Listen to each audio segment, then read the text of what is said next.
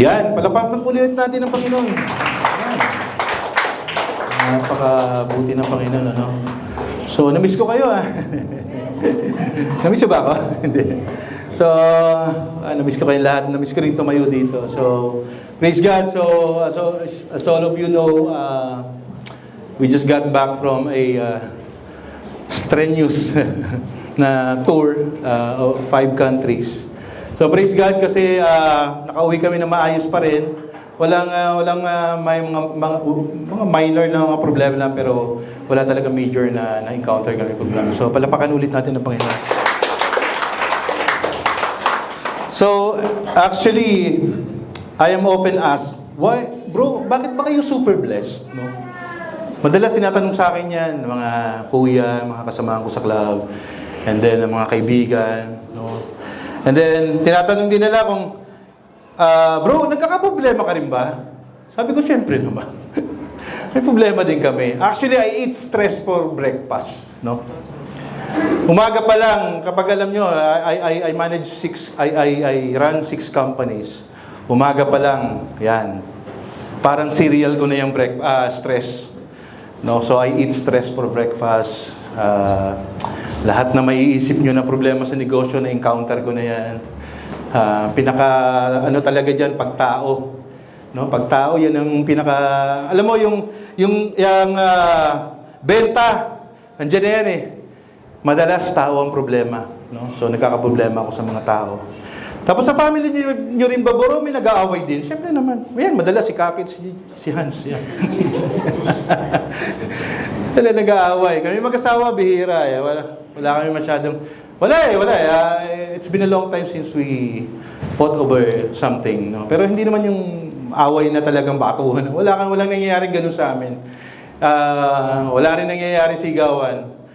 Kasi Jesus is the head of our family, of course. No? And of course, sunod doon ako. Then yung triangle na ano. Pero madalas, akala niya lang, pero si Herbie talaga nasusunod. Akala niya na, number 2 ako. Hindi, number 3 lang ako. So, sabi nila, magkano ba kinikita mo bro kasi biyahe ka ng biyahe? Madalas tinatanong din sa akin yan. So, sabi ko, sakto lang. Pero alam mo yung isa lang ang sagot ko lagi pag sinasabi sa akin yan. Lagi kong sagot, God is good. And I have a purpose kasi. Yan lang lagi kong sagot. Kauwi lang namin galing Macau and I met this American man na ang ganda ng bigote niya. Sabi ko, inano ko siya eh, pinraise ko siya, I like your mustache, man. Oh, thank you. Ganun siya. Tapos sabi niya, nabasa niya yung dito ko, so nakita niya Harley Davidson. So, what are you doing? You travel? You must be doing well. Alam mo yung sinasagot ko eh, lagi, God is good. Nung sinabi kong God is good, parang napangiwi siya eh, no? And I recall, no, sometimes may mga Americans, pagka binabanggit ang word na God, minsan ano sila, aloof sila, hindi sila masyadong ano. No? So, there's this one video nga, na nag-trending, no? So, ang dami niyang tinanong, do you know Jesus Christ? You know Jesus Christ? America yun ha, America. And America is one of the most, had the most population of Christians. And yet, ang daming tinanong, walang alam kung sino si Kristo. Nakakalungkot, no? So sabi ko, God is good. Lagi ko na sagot, God is good. Kaya nga topic natin ngayon is a life with Christ. Ayan, a life with Christ. Sa topic verse natin, nasa Galatians 2:20. Basahin natin sabay-sabay. I have been crucified with Christ, and I no longer live, but Christ lives in me. The life I now live in the body, I live by faith in the Son of God, who loved me and gave Himself for me. Let us pray. Father God, Heavenly Father, we are so thankful for this day. Thank you for this place. Thank you for the music. Thank you, Lord, for the praises and worship to you. Thank you, Lord, for everything. Lord, be the speaker today and not me. In Jesus' mighty name, amen. So, what do we live for ba? Ano ba? Bilang Kristiyano, what do we live? We work 9 to 5? Ganun ba yung ating nabubuhay ba tayo dahil doon lang? To earn money? Para kumita ng pera? To travel? For your family? Para sa asawa? Para sa mga anak? Para tumulong sa iba? Kasi ganyan yung mga iba no? Gusto kong magkatrabaho, gusto kong mabuhay, kasi gusto kong tumulong sa iba. No? To buy material things, ganun ba? Is that why do we live for? Makabili ng bahay? Some of these answers may seem more correct than others.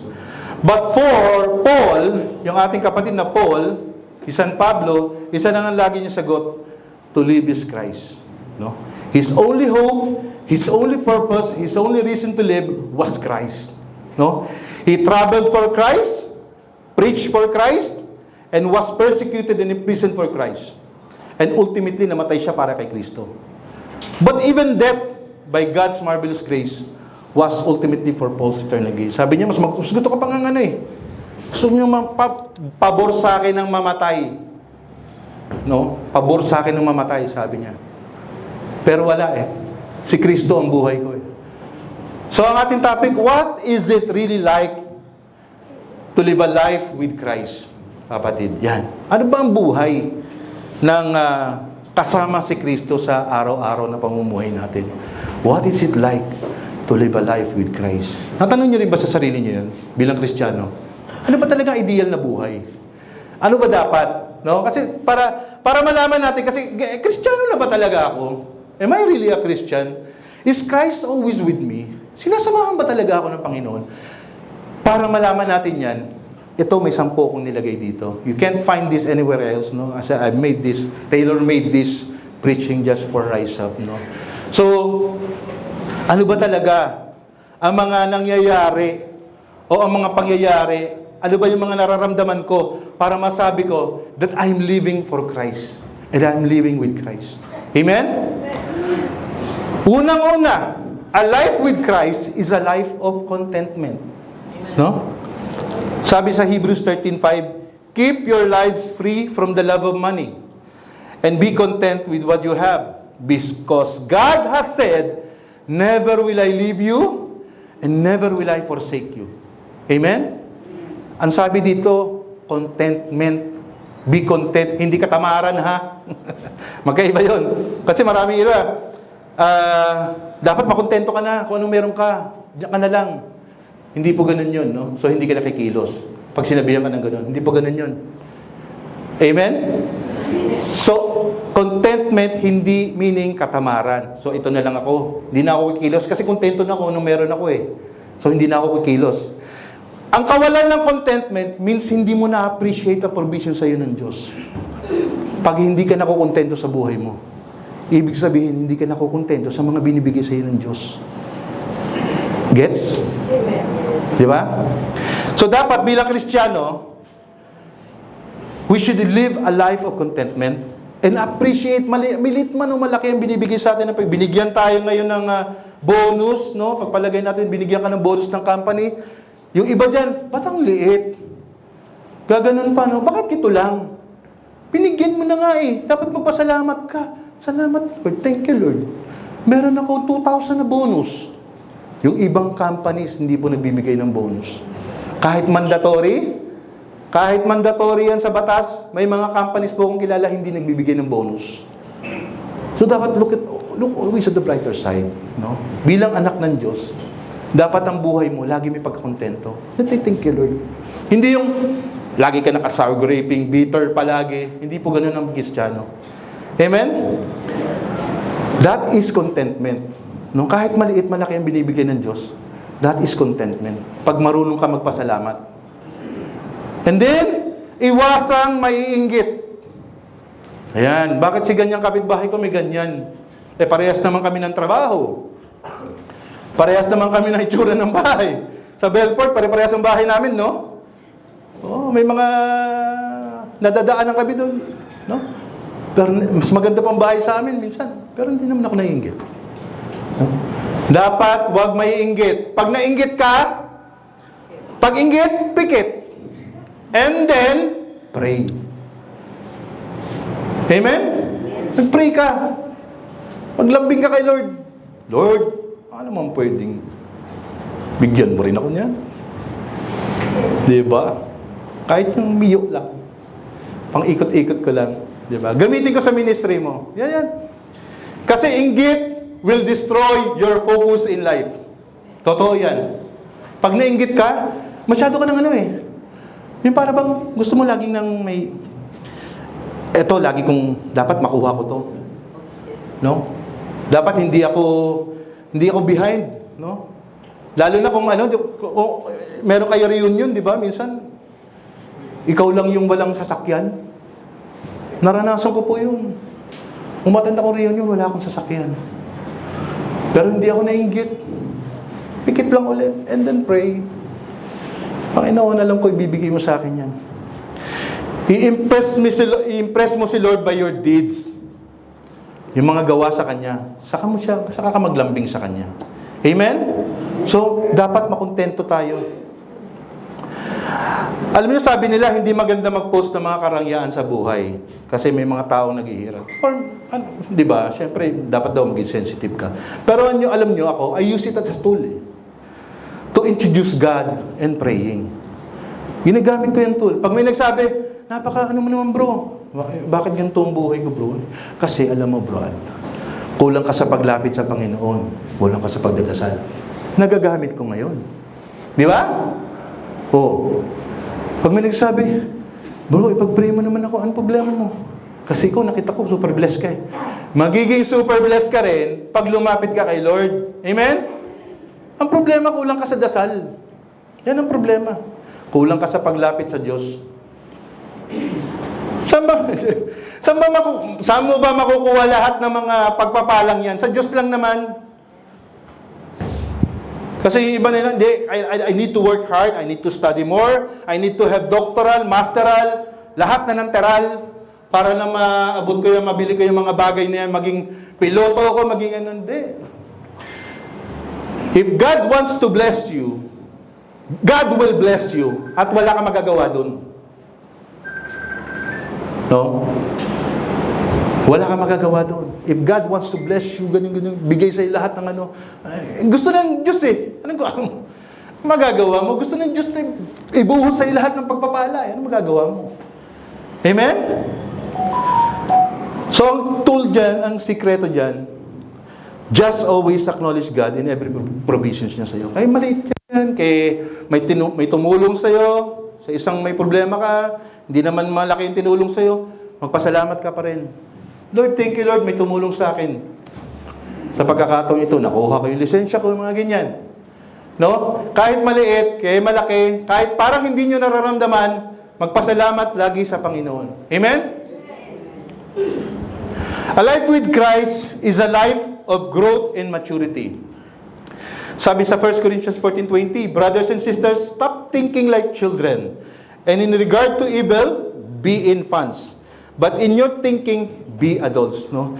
Dapat nagmamature na tayo bilang Kristiyano. A life with Christ, dapat meron kang growth and maturity. Mature ka na dapat mag-isip. Hindi na parang bata na matampuhin, moody, paiba-iba ng isip, hindi mo makausap. Kasi bakit? Wala, daming iniisip daw sa buhay. No? Dapat hindi tayo ganyan bilang dapat nagle-level up na tayo as a Christian sa lahat ng ating aspeto ng pagiging Kristiyano natin. Pagpasok sa simbahan, pag-church, hindi ka na dapat nalilate. That is growth and maturity. Kung dati 1 hour kang late, 30 minutes na lang ngayon. No, naabutan mo na yung pag-thank you ni bago mo po yung singer, lead natin. Praise and worship leader, naabutan mo pa yung last amen, no? So dapat laging may growth and maturity, no? Dapat nagle-level up, dapat kung dati ang pinagpe-pray mo lang sarili mo lang, ngayon iba na. Pinagpe-pray mo na yung bansa, you have to pray for the Philippines, ha? And what is happening now in the West Philippine Sea? No? Kahit anong pagbali-balintungin niya, we can't win the war. Pero that will not happen. Bakit? Ang daming Kristiyano dito eh. Daming Kristiyano dito. And bilang Christian, sabay-sabay tayo magdadasal para dyan. We want peace. We don't want the war. Amen? So, pag-uwi ninyo, bago kayo matulog, and mamaya, we'll pray for the happenings in the West Philippine Sea. Medyo hindi na maganda, no? And then dapat mayroon kang plus factor, plus one factor sa buhay mo. No? Pag-uwi ngayon.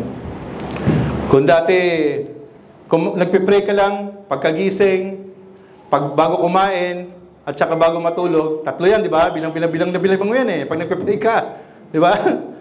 Dadagdagan mo yan pagkatapos mo kumain, magpipray ka ulit, so may plus one ka ngayon. Lahat ng aspeto ng pagiging Kristiyano, dapat may growth and maturity tayo.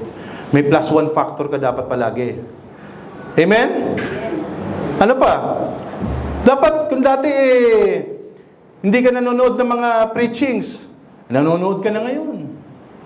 And then, hindi mo i-stop lang hanggang 5 minutes, tatapusin mo yung buong preachings, nagno-notes ka pa. Diba? Para after the preaching, mo ulit. Amen? A life with Christ is a life of growth and maturity. Mararamdaman mo yan. Kapag kasama mo na lagi si Kristo, may growth and maturity niya sa buhay mo. Kapag nagle-level up ka na. Sa lahat ng aspeto bilang Kristiyano. Amen. Hindi ka na dapat niyayaya, pumunta ng simbahan. Kusa yung pangpaa mo po, slowly, but surely, will go to church. No? Kaso yung utak mo naiwan sa bahay, yung paa lang pumunta. No? Dahil ayaw pang bumising, gusto matulog pa. Di ba? Bilang Kristiyano, dapat may plus one factor tayo lagi sa buhay. Plus one. Ako yan, lagi kong inaano yan sa buhay ko. Dati hindi naman ako marunong mag-computer, marunong na ako ngayon. Nanay ko dati, hindi ako kapaniwala nag-cellphone na yan Kailangan ko pa tingnan na siya yung may-message. Ikaw pa talaga nag-message niya. May plus one factor. May plus one factor sa buhay. Amen? Dati hindi nagsishare ng mga Word of God dyan. Ngayon marunong na. Plus one factor sa buhay. Palapakan natin. 70 plus years old. Marunong mag-plus one factor sa buhay. So dapat ngayon, ang init Alam mo kainit. Ngayon bilang Kristiyano, we should have growth and maturity. No? Kung dati hindi ka tumataas ng kamay, pagka umaawit, ngayon dalawang kamay na, hindi ka pa napapagod. Kasi bakit? You're growing and maturing in front of the Lord. Amen. Di ba? Ang sarap ng feeling na gano'n, nararamdaman mo. So ngayon, alam mo na, kapag tinutulak ka na ng pag-isip mo, papunta ka ng simbahan, you're living a life with Christ na. Slowly but surely. Amen? Mararamdaman yan. Dapat unti-unti natatransform ka ng renewing of your mind and heart. Dapat natatransform ka. Hindi ka na namumuhay sa dati mong buhay. Hindi ka dapat nagko-conform sa pattern ng mundo. Dapat natatransform ka na. Amen? Kasi if you are not transformed, then you are still conformed to this world. Dalawa lang naman yan It's either na-transform ka ng renewing of your mind o ni Lord ng Diyos, or nagko-conform ka pa rin sa mundo. Nasaan ka doon? Nasa in-between ka? Hindi pwede yung kapatid. Dapat you are slowly transforming by the renewing of your mind. And no longer conforming to the pattern of this world. Nakayod ng kayod. Overtime ng overtime. Wala nang panahon magbasa ng salita ng Diyos. Wala nang panahong magdasal. Kasi, Lord, itong kinikita. Para kasi sa family ko, ginawa mo pang issues yun. Tandaan nyo, ang tinuturo ng Christianity is all about relationship. Dapat may personal relationship tayo sa Diyos. Amen? It's not about your family. It's not about your sons, daughters, kids, fathers, mothers. No? Alisin nyo yung burden na yan na lagi nasa isip nyo, yung pamilya nyo. Susunod na ang lahat ng yan, basta unahin lang natin ang Panginoon. Amen?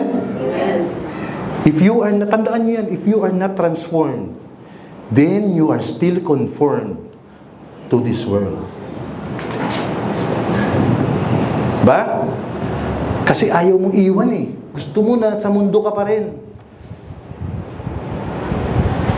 you are still conforming to the pattern of this world kapag hindi nagbabago at wala kang growth and maturity. Amen. A life with Christ is a life of forgiveness. Yan.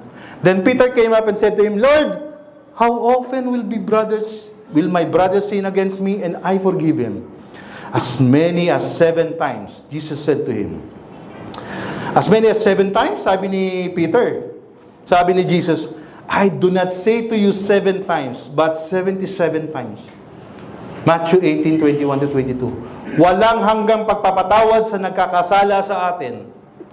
Kasi alam mo, sa buhay natin, people may hurt us.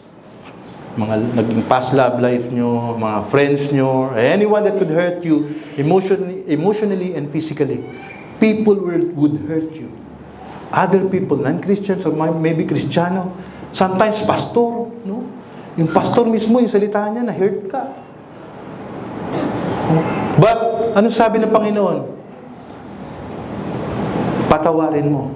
A life with Christ, laging may pagpapatawad. No? Kasi ang puso natin ay nakakabit na kay Kristo. Ang puso mo malapit na kay Kristo. Just like David. A man after God's own heart. Di ba? Nakakabit na yan sa Panginoon. Yung pusong mapagpatawad. No?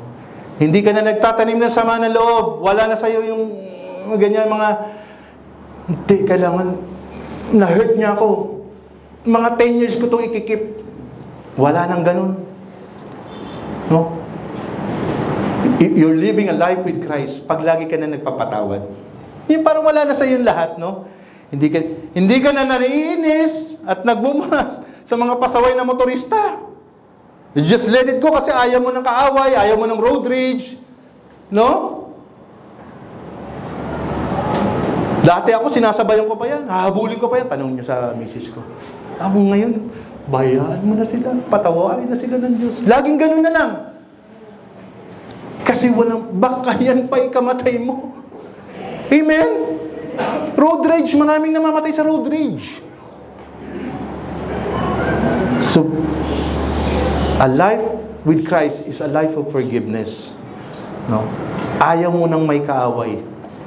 Ayaw mo na may kasamaan ng loob. Kasi mas gusto mo na namumuhay ng payapa at yung, ano ba to, yung at ease ka, may peace ka, may coolness. Cool na cool ka lang. Sorry na. Lagi may sorry. Sorry. Kahit hindi mo naman sinasadya, sorry. Sorry. Patawarin mo na. Lahat ng mga nagkakasala din sa'yo. Baka mayroon ka pang itinatagong pag-iimbot dyan at di pagpapatawad sa buhay mo. Mga magulang mo, dati mong katrabaho, tanggalin mo na yan sa puso mo. Because a life with Christ is a life of forgiveness. Daily, perpetually, na pagpapatawad. Amen? Alam mo yung pag-iimbot? Nagbubunga ng sakit yan. If you know the story of Joy Tanchi, who knows the story of Joy Tanchi, the daughter of Pastor Peter Tanchi? Grabe. He was only like 16 or 15, 17, I don't know. Hindi ko ma-remember. Pero, CCF, yung sa CCF, no? Si Pastor Peter Tanchi, yung daughter niya, so, yung mother and father niya, si Pastor Peter, tsaka yung wife, went outside para mag-conduct ng Bible study. Biruin mo para mag-conduct ng Bible study outside. And then, naiwan yung mga anak niya. And then, yung si Joy Tanchi, yung anak niya. Then, nagyayaan ng mga kaibigan, 2. Then, they were raped by 7 men. Kung saan-saang pwesto ng bahay.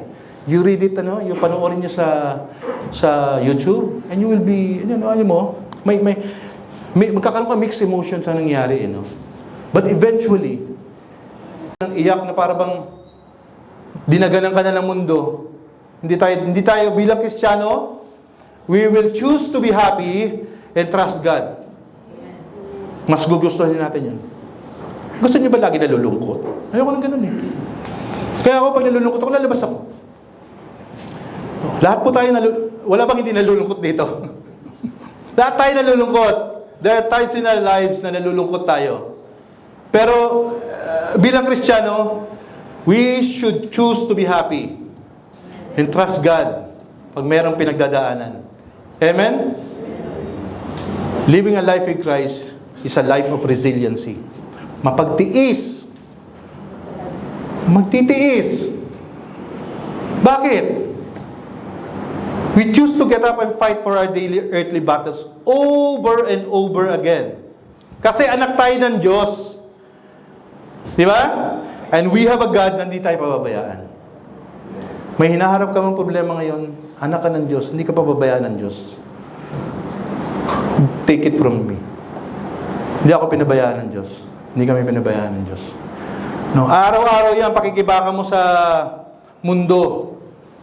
Iba't ibang klaseng problema. Sakit, kamatayan, pagkawalan ng trabaho, pagkalugi. No? Pero, we are resilient. Mararamdaman mo kasama mo na si Kristo kapag medyo, may dagok, may problema, pero parang ising, cool na cool ka lang. May nakikita ka ba kayong ganyan tao? Sa buhay ninyo? Pero ang dami problema, pero parang cool na cool lang. Di ba? Tanungin niyo, Kristiyano ba yun? Nasagutin niyo, Kristiyano siya. Kasi alam niya, nasa kanya si Kristo at hindi siya pababayaan ng Diyos. Amen? A life with Christ is a life of assurance. No? Sabi sa Psalm 34:4, I sought the Lord and He answered me. He delivered me from all my fears. That every time we fall, God will pick us up. Meron tayong assurance. Living a life with Christ, ganun tayo palagi. Meron tayong insurance. Meron tayong assurance. Ano man ang mangyari sa akin, andyan ang Diyos. No? Magkasala man ako ulit, pupulutin ulit ng Diyos sa putikan at babangon ako ulit. That is living a life with Christ. God provides insurance for everything we do, as in everything. Tumutupad si Lord sa mga promises niya. Maraming promises ang Diyos. Nasa Bible lahat yan. Tutuparin niya lahat yan para sa buhay mo. We traveled to 5 countries.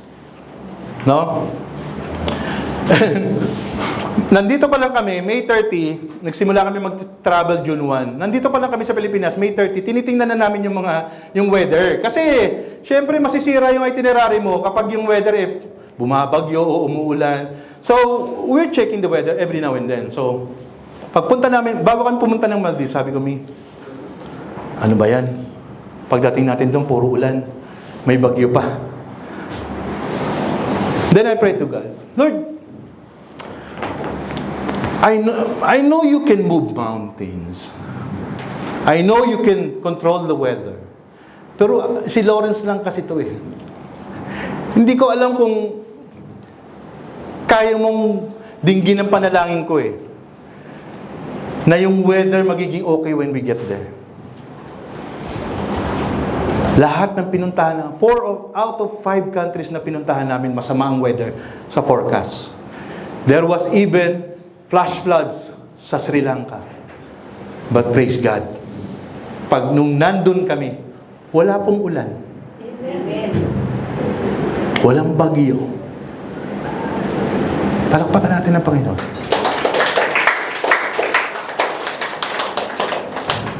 Walang bagyo. Nung paalis kami ng Sri Lanka, naalala ko yun. Hinahabol kami ng bagyo eh. Nasa likod na namin. Pero papunta na kami airport. Di ba? God spared us from the weather, bad weather. Because bakit? Nagdasal ako eh. Could be impossible? Sinabi ko naman sa sarili ko yun, Lord, this could be impossible kasi si Lawrence lang ako, hindi naman ako si Bill Gates or hindi naman ako importanteng tao sa mundo. Pero kung anak ka ng Diyos, magdasal ka, God will grant your prayers. Amen. 4 out of 5 countries. Even yung Macau. Tingnan namin, umuulan. Pero nandun kami, walang ulan. Ang init pa nga eh. That is how powerful our God is. Amen?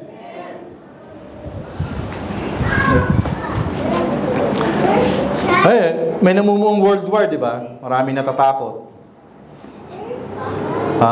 Baka girahin tayo ng China or everything. Alam nyo, ang mga natatakot nandyan, yung hindi malapit sa Diyos. Amen? Bilang tao, matatakot ka talaga. Paano kung bombahin tayo? What if we will be like Ukraine? Na ikaw mismo, you will take arms. Lahat kayo, na lalaki, kahit babae, hahawak kayo ng barel. Yan po ang mangyayari. Just what like happened to Ukraine. Pero bilang Kristiyano, God will spare this nation from war. We don't want to go to war. Not because we can't win, but because God will spare this nation from catastrophe and destruction.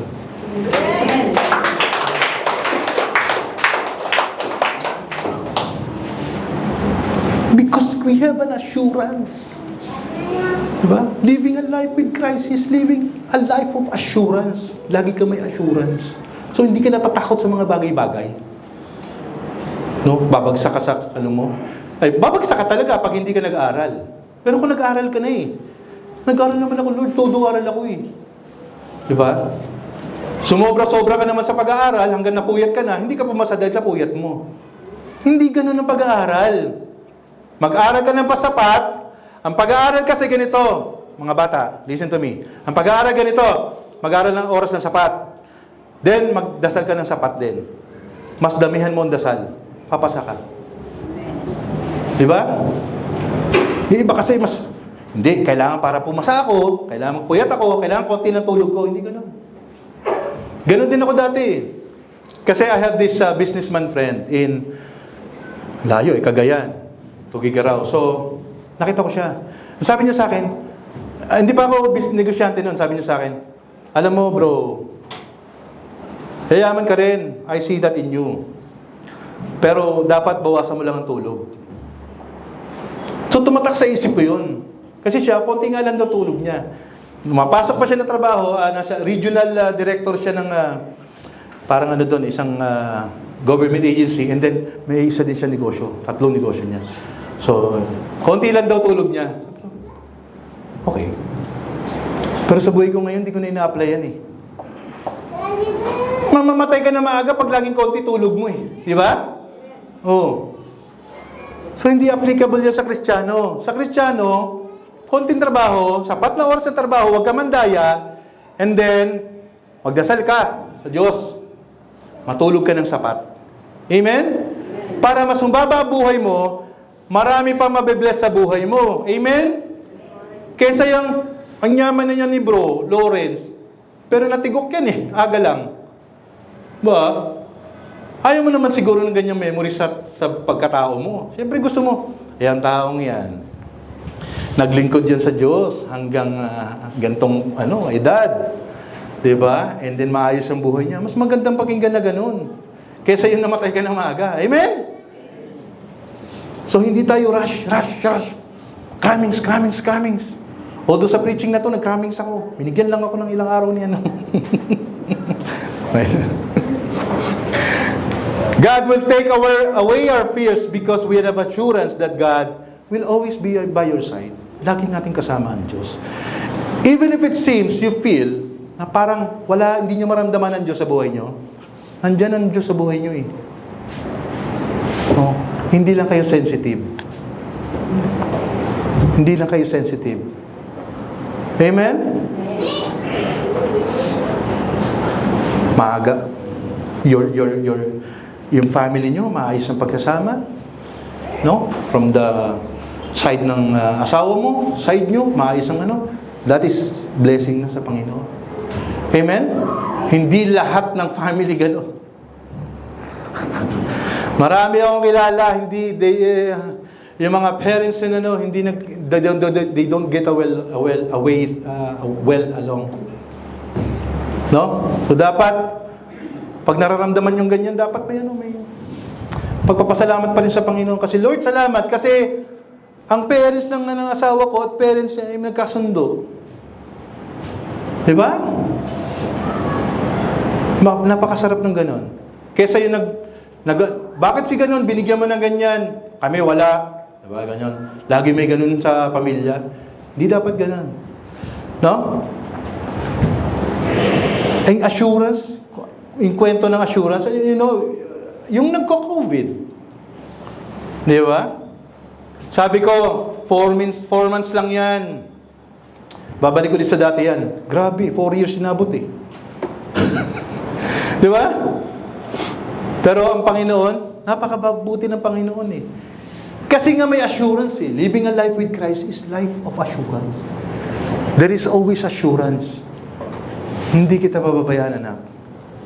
Stay put ka lang. May COVID man, maraming mamamatay na tao, pero hindi kita pababayaan. Amen? Hindi kami pinabayaan ng Diyos. Sabi ko nga kay Herbinor, Mami, pa-compute nga ng pera natin.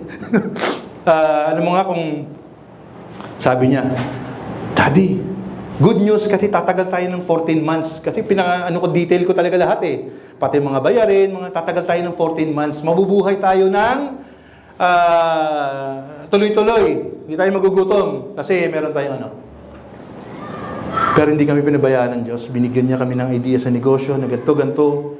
That was the birth of Budel Bilao. And until now, buhay pa ang Budel Bilao. Marami na nagsarang mga negosyo na kasabay namin noon. Ang Budel Bilao, nandyan pa rin po. Amen? Kasi may assurance. May assurance ng Diyos eh. Kaya huwag ka mag-aalala. A life with Christ is a life of assurance. Lagi meron dyan.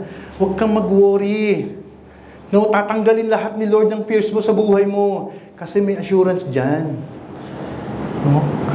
Ito, gustong-gusto natin to eh. May mga senior na sa natin, ito gustong-gusto na itong Philippians 4:19. A life with Christ is a life of sufficiency. My God shall supply all my needs according to His riches in glory. Ito, sikat na sikat ito during their time. Hindi, kasi sikat na sikat itong kanta na ito nung during tumasamba pa kami maliliit pa kami. A life with Christ is a life of sufficiency. Hindi ko sinabing abundance ayoko, as much as possible, ayaw natin sabihin ganyan, mga abundance. Hindi ako masyadong kasi sa prosperity gospel, Nakita niyo naman ng ating Panginoon, simple lang ng ating Panginoon. Dapat ganun din ang pamumuhay natin. Dapat pag may Panginoon ka sa buhay mo, a life with Christ, kasama natin, hindi sapat at hindi salat. May kanta din dyan.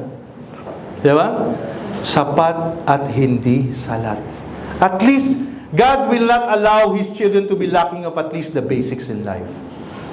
May kakainin ka.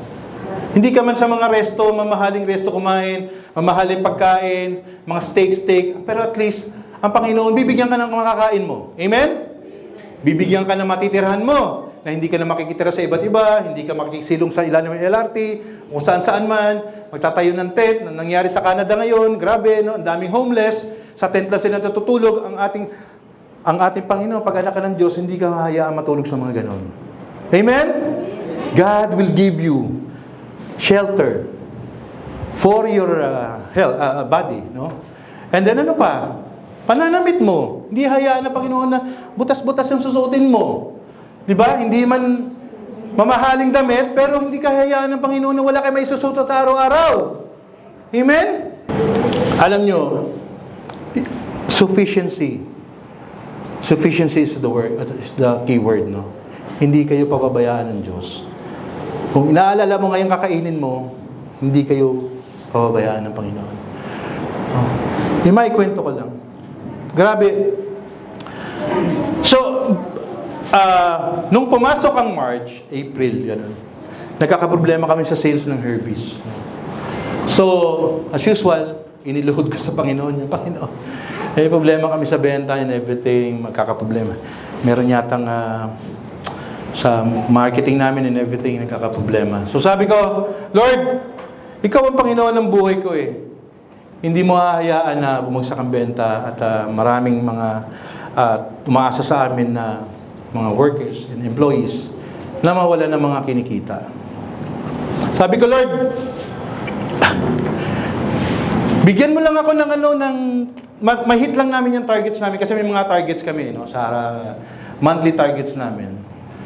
O sabi ko, Lord, ma-hit lang namin ang targets namin. Okay na ako, Lord, doon. Pero napakabait ng Lord eh. Grabe talaga eh.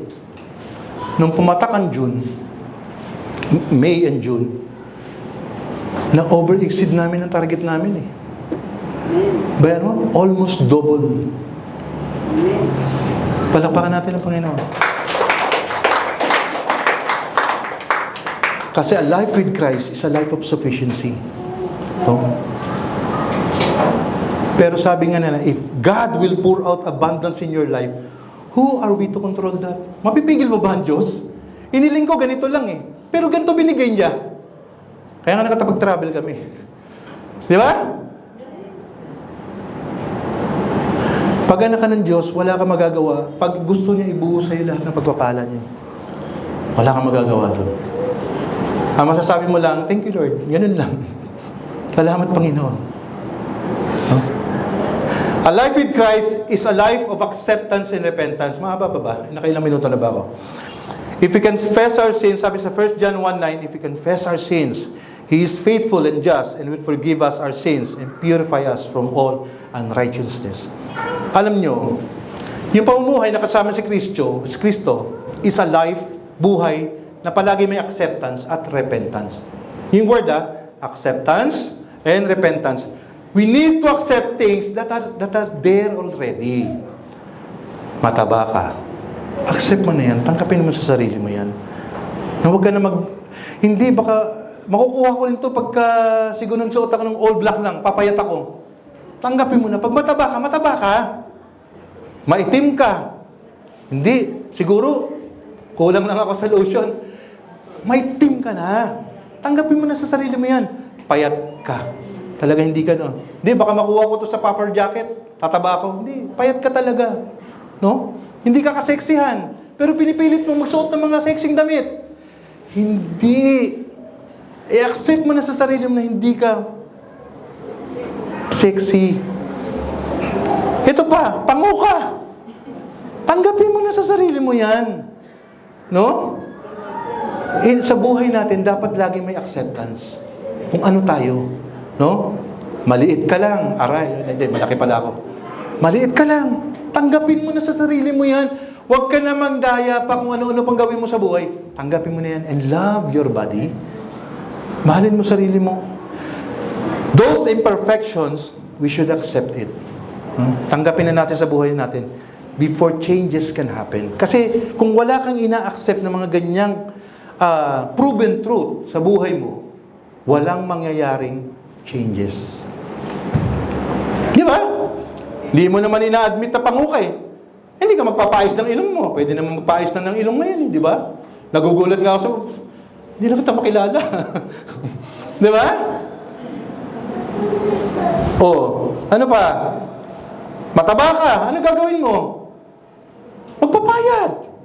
Katulad ng ginawa ni Herbie, na sexy na ngayon. Ha?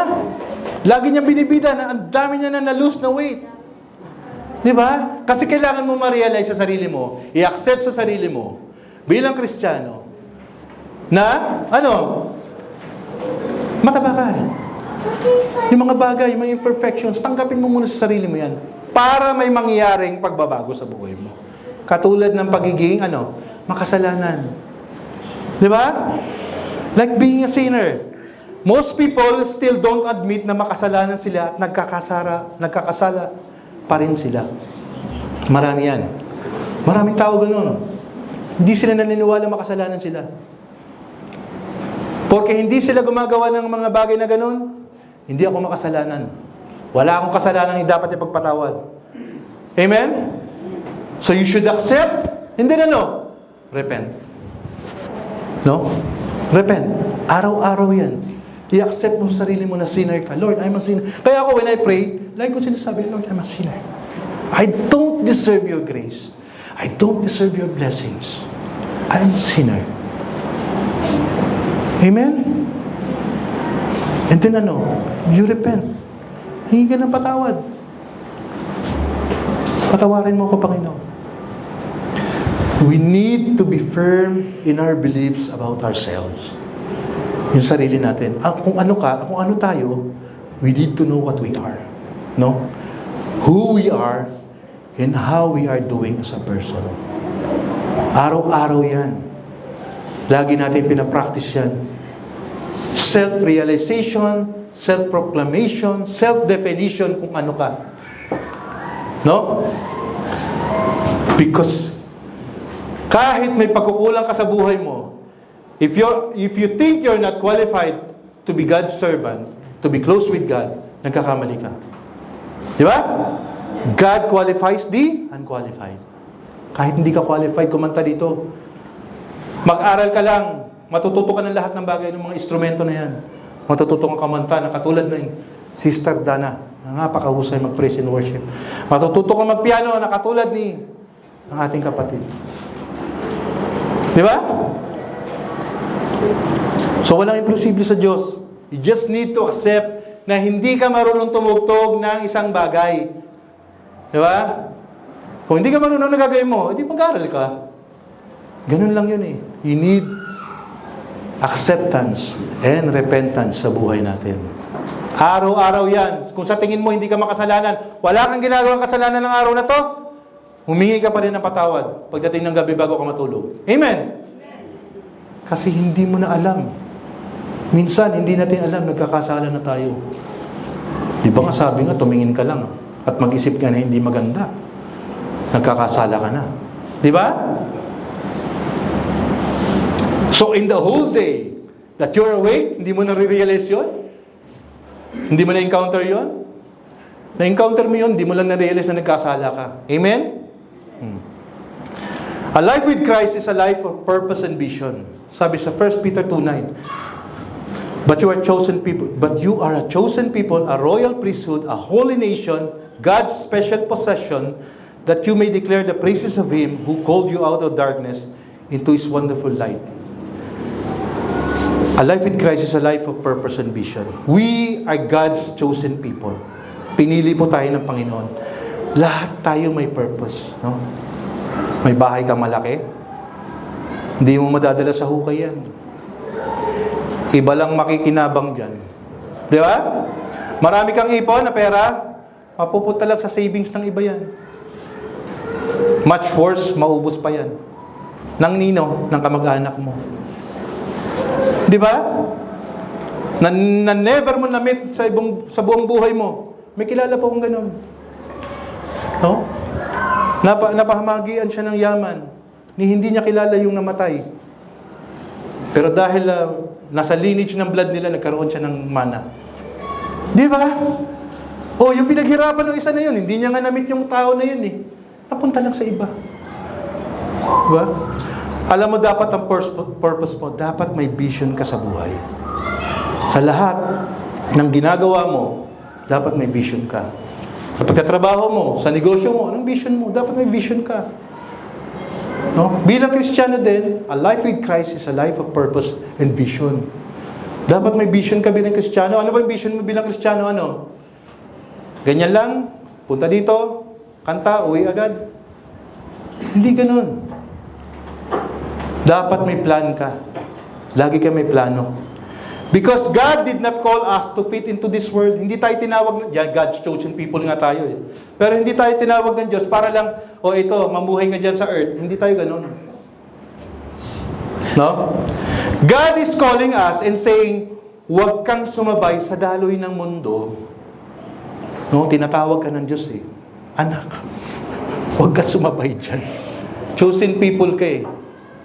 Kung ano man yan, mga nakikita mo dyan, nakakaingit-ingit, hindi yan ang para sa iyo. Amen? Kasi ang yaman natin nasaan? Ando sa langit. Mag-ipon tayo ng yaman sa langit kaysa dito sa lupa. Bonus na yan eh. Alam nyo, bonus na yan. Na-experience nyo mga ganyan. Kami, nakakapunta kami sa mga ganyan, bibili namin yung mga gusto namin. Those are just bonus. Makes me happy? Makes me happy. Makes me happy. But the truth is, what makes me happy is that I feel the Lord's presence in my life. Amen? Nararamdaman ko eh. Kasi sensitive ako. No? Yun lang eh, yung hindi umulan. Grabe eh. Oh. Sino ba naman ako? 1 in 8 billion. Pero pinakinggan ng Panginoon ang boses ko. Biro may... Lahat talaga yun. Kung talaga may ikukwento namin sa inyo, talagang grabe. Lahat yun. May flash floods, may typhoons and everything. Pero nung nandun kami, walang typhoon eh. Nakapaggala kami. Naayos namin na-enjoy yung nature. Di ba? So, ano ba dapat ang purpose mo? Our purpose is to live a life of commitment. Kapatid. A life with Christ is a life of commitment. Sabi sa 1 Kings 8:61, last size na to, yung third song, maganda yan. Pero maya-maya na. And may your hearts be fully committed to the Lord our God, to live by His decrees and obey His command as at this time. No? Sabi sa Deuteronomy 6:5, ito rin matindi to eh. Love the Lord your God with all your heart and with all your soul and with all your strength. A commitment to serve the Lord. Yan ang purpose ng buhay natin. A commitment. A life of commitment to serve the Lord. A commitment to live a life without sinning. Iwasang magkasala. A commitment to share the gospel of Christ. Amen? A commitment to help others in need. A commitment to mirror the life of Jesus Christ. And a commitment to live a life fully dependent on the Lord at hindi sa ibang tao. Amen? Mag-commit tayo sa mga bagay na makakatulong sa pag-advance ng kingdom ng Diyos. Commit in the church. May talent ka. Di ba? Hindi ka pa marunong masyadong kumanta. Maraming magtuturo dito kumanta, mga magagandang kumanta. Mag-commit ka saan?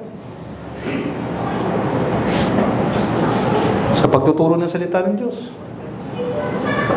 Sa music ministry. Sa multimedia. Dami dyan eh. Sa kids ministry. Our purpose, a life of purpose, is a commitment to the Lord. To serve the Lord. Amen? And that's when you know you're living a life with Christ. Pag nakompleto niyo yung 10 yan. Amen? Being committed to the work of the Lord is having a huge faith in God. At natutuwa ang Diyos sa iyo noon. Natutuwa ang Diyos sa iyo pag nag-commit ka sa mga gawain niya. Makikita mo. Paano siya matutuwa? Paano ba matuwa ang nanay sa mga magulang sa anak? Di lahat ng hingi niya, binibigay. Si Kaki, di ba? Pag natutuwa ko sa kanya, may hiningi na naman kahapon, mayat maya eh. Di ba? Si Gil. Di ba? Siyempre, pag natutuwa ka sa anak mo, pag may gusto, paano ganun na na reciprocation nun eh. Di ba? Amen? Oh. So commit to the Lord. All your works. And that's living a life with Christ. So sa ating conclusions, with the third song, a life with Christ is a beautiful adventure. No? Paul ultimately says to live is Christ. No? Sabi ng ating kapatid na Paul, once you have surrendered your life to Christ, Christ will live in you. No? It is a lifelong, habang buhay na commitment to sa paglilingkod sa Panginoon. It is a lifelong duty also to mapagpatawad. No? At humingi ng tawad. But a life in Christ is a life of assurance to live a life of vision and purpose. Huwag ka mag-alala.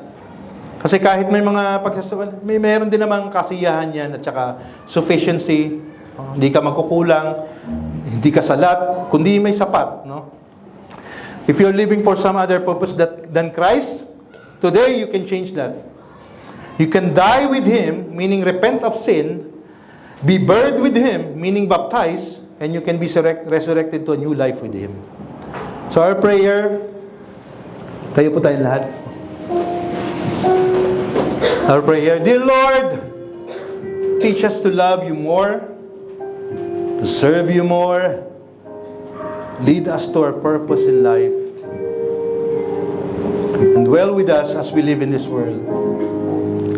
Lord, mahirap mabuhay sa mundong ito, Panginoon, pero living a life with you, we know we have assurance.